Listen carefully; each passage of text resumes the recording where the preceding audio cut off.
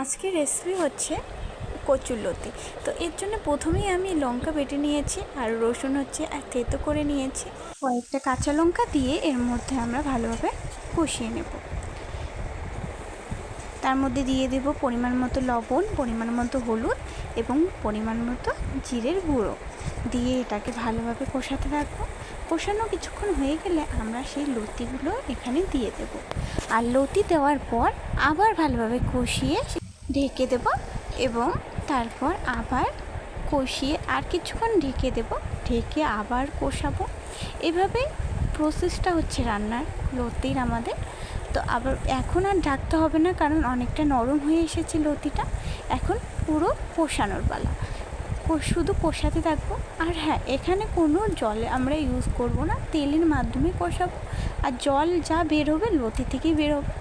তো এটা ভালোভাবে কষাতে থাকতে হবে আমাদের, যতক্ষণ না লতি থেকে তেল ছেড়ে না দেয়।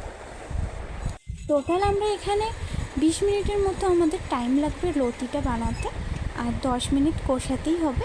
তো রান্না আমার শেষ। লতির লুক হচ্ছে এটা। ভালো লাগলে লাইক করো, আর দেখা হচ্ছে নেক্সট ভিডিওয়ে।